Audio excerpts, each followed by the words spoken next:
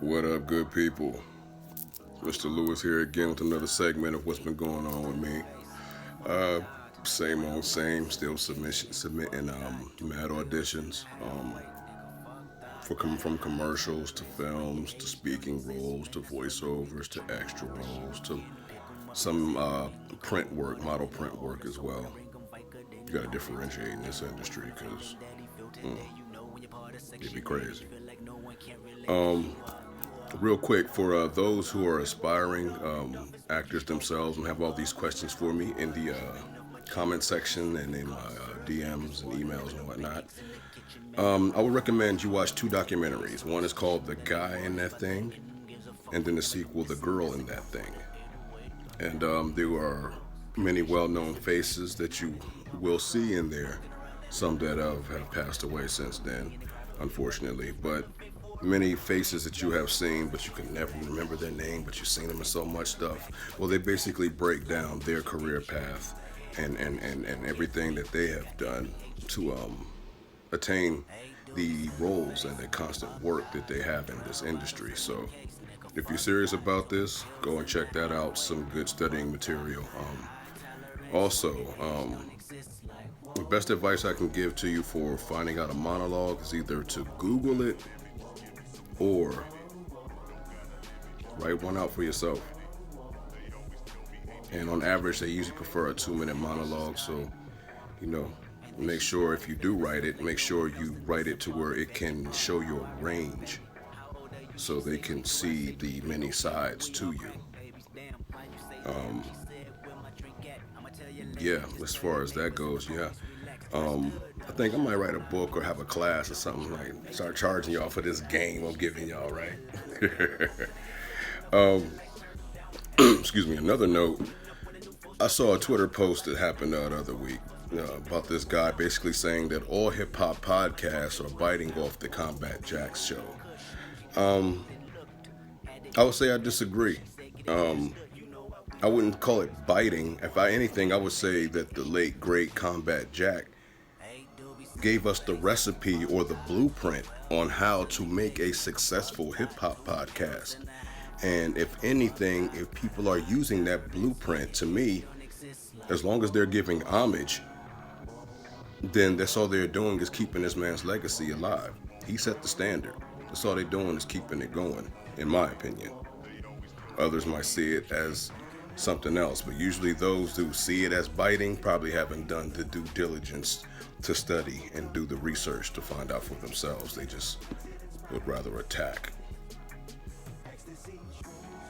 But wisdom comes with age. Also, what to check out, as far as film and TV shows, check out For the Love of Jason. We had Sade Oyende a couple weeks ago on the show. Matter of fact, it was last season finale. We had her on the show. She is the producer, amongst other playing other key roles in the making of this series. Well performed, well shot. The actors did their thing. Yeah, Keisha, the scene with Keisha E cracked me up. I already like her as a comedian, but she's just hilarious. She fine too. But also check out They Ready. Tiffany Haddish, she got They Ready season 2. It's out there, showcasing even more black comedy. That's one thing if I would say in the 2020 year that I have noticed is the showcasing of more black comedians, even more than I knew existed. Also, WandaVision. I know WandaVision is dope. Y'all already know what it is. It's about what? It's already 4 episodes deep. We waiting on episode 5. Or is it 5 episodes deep? Either way, it's a great show. Check it out. If you don't follow the MCU world, I would recommend you go watch the Avengers Age of Ultron first to get a better idea of where WandaVision picks up. And also check out Malcolm and Marie. It's on Netflix, starring John David Washington and Zendaya Coleman. Yo, this young lady showing she ain't here for games. She the real deal. She out here to make some real artwork. And shout out to her getting shares, equal shares to each member of the crew in filming that. And what I also like too is films like that, Ma Rainey's Black Bottom, One Night in Miami. They can show that these films can be minimal, play-based films, and as long as you have the right performers, the right powerhouse performers, it can still be a great film. And Malcolm and Marie is just another in the lineup of great examples of that. Shout out to those who celebrated Marley Day Saturday, and then Dilla / Nuhave's Day on Sunday. It was great music all over.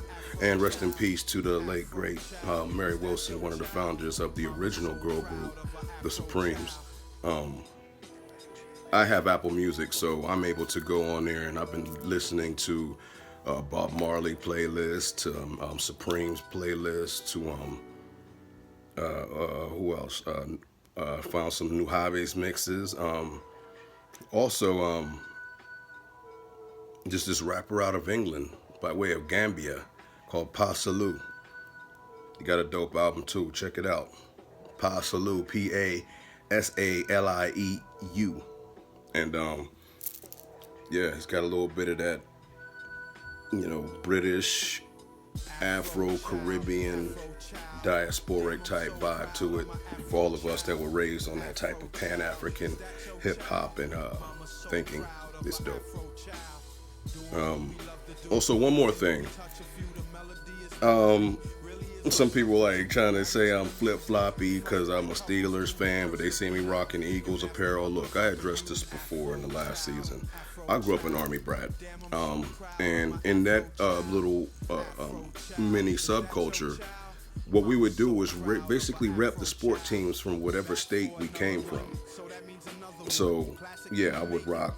You see me rocking something from the Flyers to the Penguins to the Pirates to the Phillies to the Eagles to the Steelers to Penn State to Xavier. Just anything that was repping PA.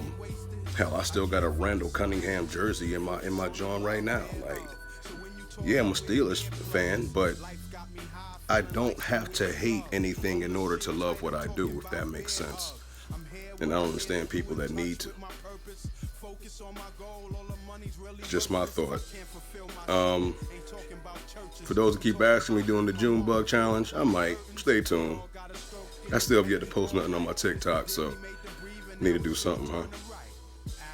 Well, there it is. That's another, 2 weeks in the moment of L.